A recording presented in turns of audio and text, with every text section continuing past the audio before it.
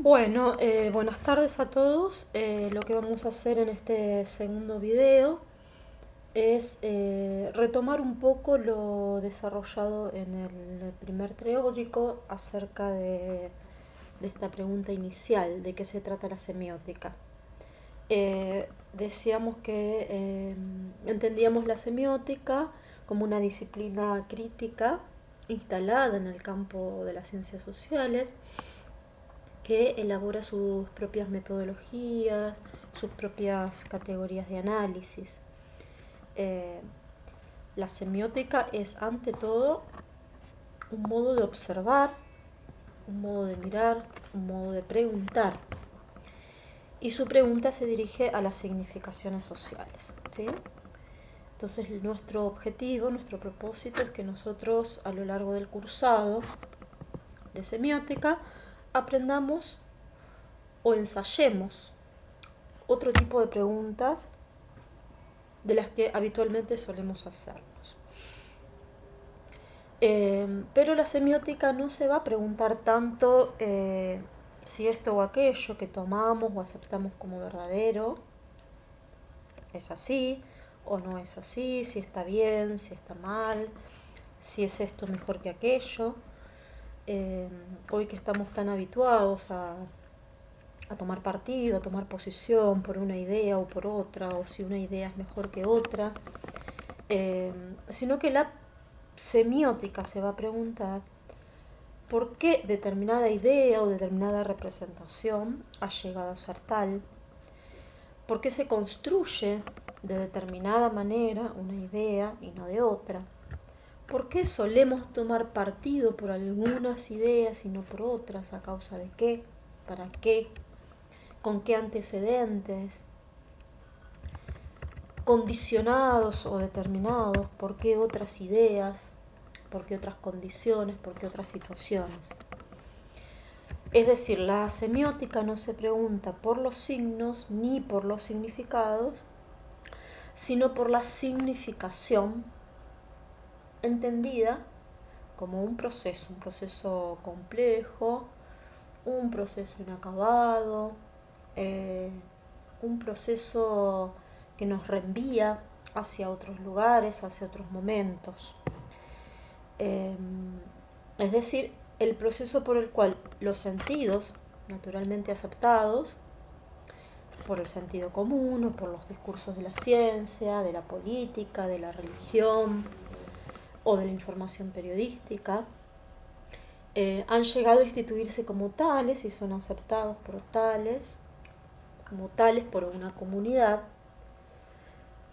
que a partir de ellos establece determinados acuerdos y los reproduce, ¿no? ¿Por qué los reproducimos? Porque es la manera que tenemos de volver inteligible nuestro mundo, de intervenir en él y de participar en él. Es cierto que vivimos en un presente, en una realidad donde todo parece estar bajo el ojo de la sospecha, ¿no? Sin embargo, necesitamos y seguimos yendo a comprar un libro, seguimos yendo a votar, seguimos enviando a nuestros hijos a los colegios, seguimos estudiando, seguimos yendo al médico cuando nos sentimos mal, seguimos participando de ciertos ritos, de ciertas creencias, seguimos consumiendo determinados productos culturales, yendo a un recital, algún festival de música, de literatura. ¿Por qué? Porque necesitamos de los acuerdos y de los consensos sociales. En nuestro programa de cátedra de Wader, nosotros partimos de un axioma, de una hipótesis que proviene de un semiólogo argentino, quien ha desarrollado una metodología de estudio de los discursos sociales, que es Eliseo Verón. En su semiosis social, Eliseo Verón planteaba una doble hipótesis para comprender lo social. Decía, todo lo social es una producción de sentido al mismo tiempo que toda producción de sentido es social. Bien, ¿qué quiere decir esto? por un lado, que todo lo que hacemos, pensamos o creemos como sociedad está atravesado y es posible por la existencia y la mediación de los signos. Son los signos los que nos permiten construir esos sentidos comunes, esa trama de lo social que compartimos y en las que participamos. Por otro lado, la contracara de esta primera hipótesis es que toda producción de sentido es social, es decir, que ha sido heredada de alguna cultura, de un grupo, de una comunidad. Nuestras ideas no son propias, ¿no? Esto cuando muchas veces decimos, bueno, yo creo esto, yo opino esto, es mi manera de ver, es mi manera de pensar, sino que estas ideas han sido moldeadas por los pensamientos de los otros, y esos pensamientos de los otros han sido materializados en signos, es decir, que aprendemos y conocemos por las formas que los otros le han dado al mundo a través de los signos.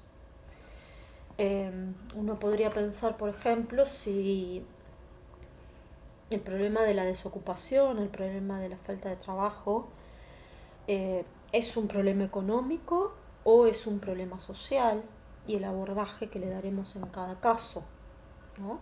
Es decir, hay formas de abordar un problema que constituyen en sí mismo el problema, ¿no?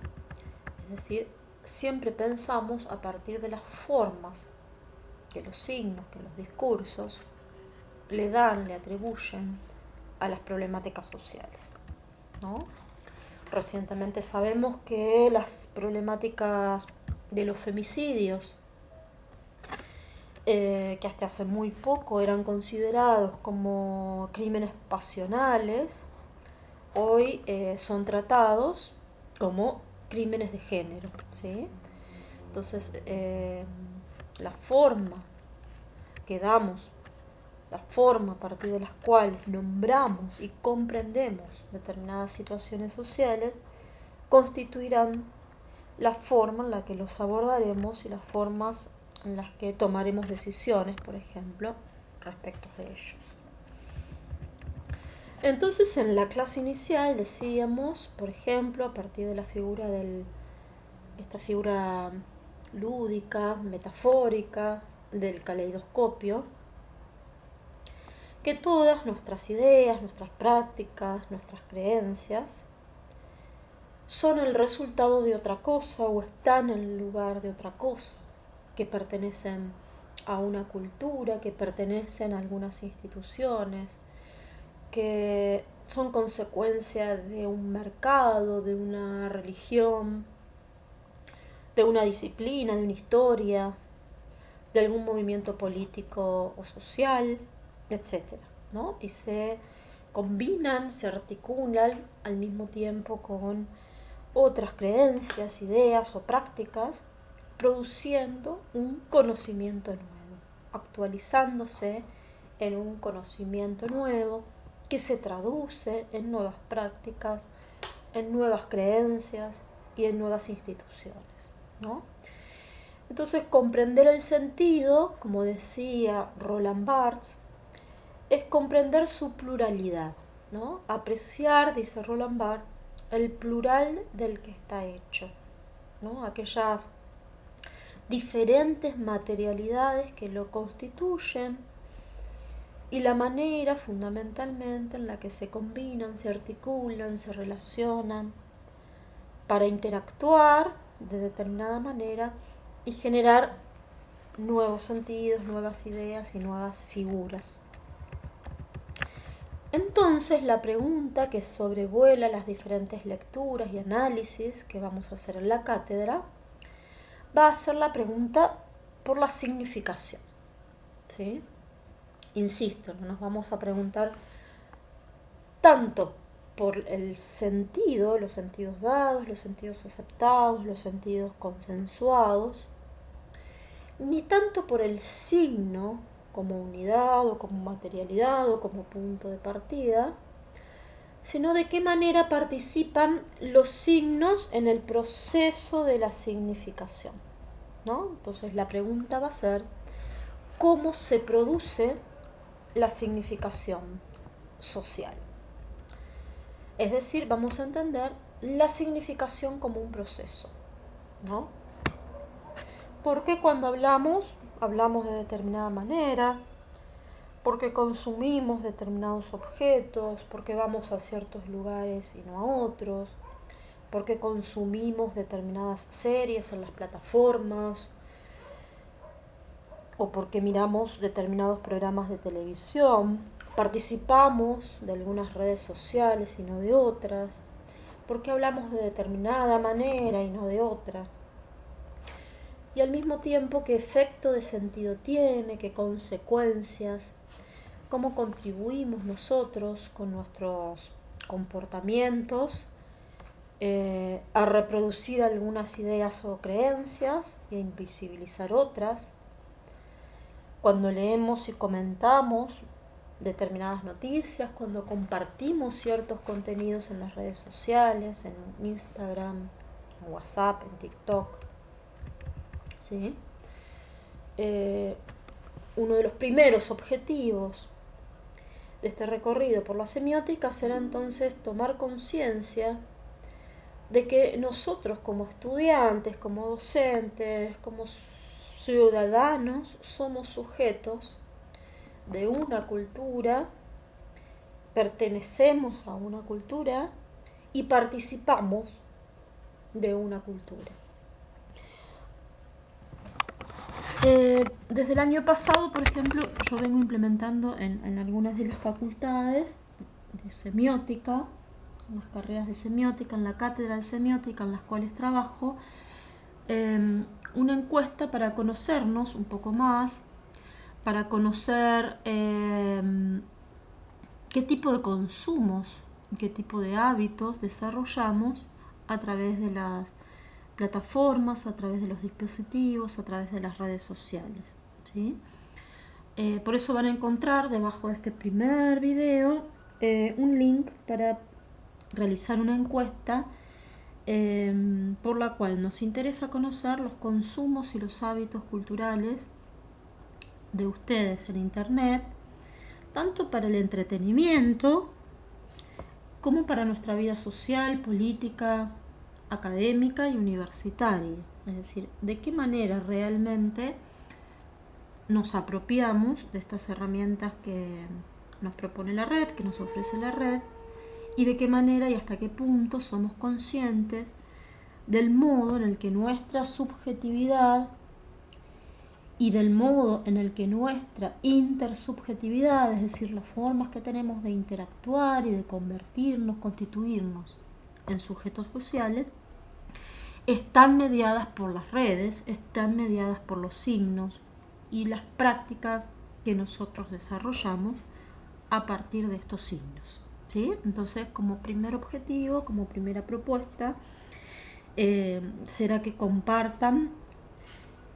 que completen esta encuesta en este formulario de Google y luego a partir de allí también podremos nosotros, entre todos, junto con los profesores también de las comisiones de prácticos, ir elaborando algunas consecuencias, algunos resultados, algunas conclusiones. Bien, en el próximo video entonces vamos a seguir con una introducción a la unidad 1 del programa.